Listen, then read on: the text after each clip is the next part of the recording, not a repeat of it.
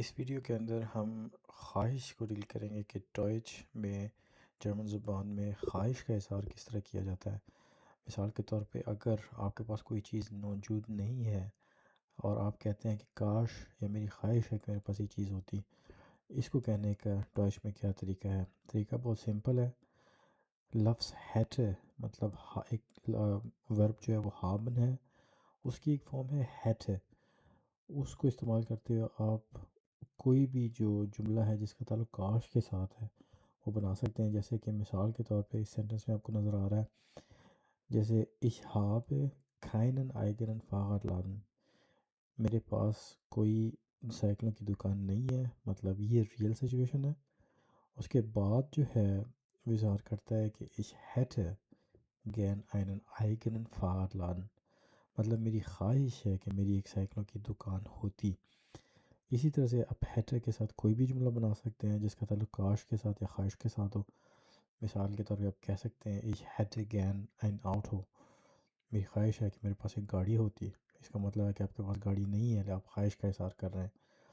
اسی طرح سے آپ ہیٹر کے ساتھ کوئی بھی جملہ جو ہے مضمون چینج کر کے بنا سکتے ہیں۔ اس گرامر کے پارٹ کو ڈوئچ میں کنجنکٹیو کہتے ہیں اور انگلش میں اس کو سبجنکٹیو کہتے ہیں۔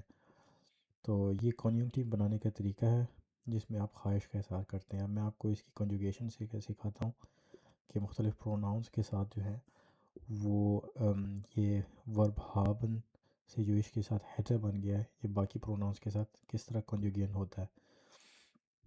اس ٹیبل میں آپ کو نظر آ رہا ہے کہ فرسٹ پرسن کے ساتھ ich hätte جو ہم نے آلریڈی سینٹنس میں دیکھ لی ہے۔ سیکنڈ پرسن کے ساتھ du hättest مطلب اگر تم کے ساتھ بنانا ہے۔ تھرڈ پرسن کے ساتھ es مطلب he she it کے ساتھ hätte ہوگا۔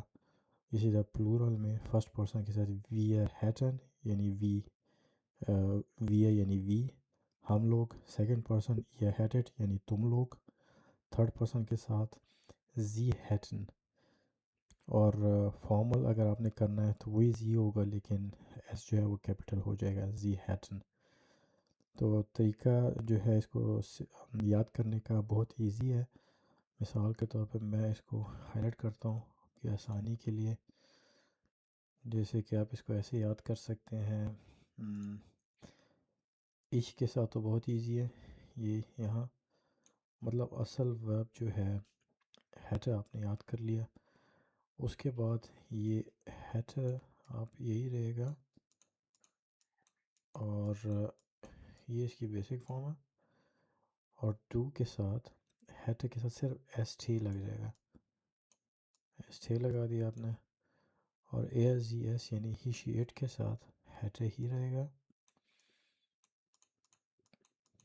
یہ ایزی ہے یاد کرنا۔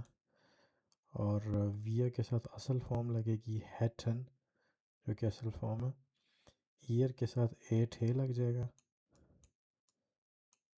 اور زی کے ساتھ وہی ہیٹن رہے گا، یہ اور یہ سیم رہے، اور یہ بھی سیم رہے، اس لیے یہ تین سیم۔ اس کے ساتھ ایٹ ہے لگا اور اس کے ساتھ ایس ہے لگا۔ تو اس طریقے سے آپ اس کو جو ہے یاد کر سکتے ہیں۔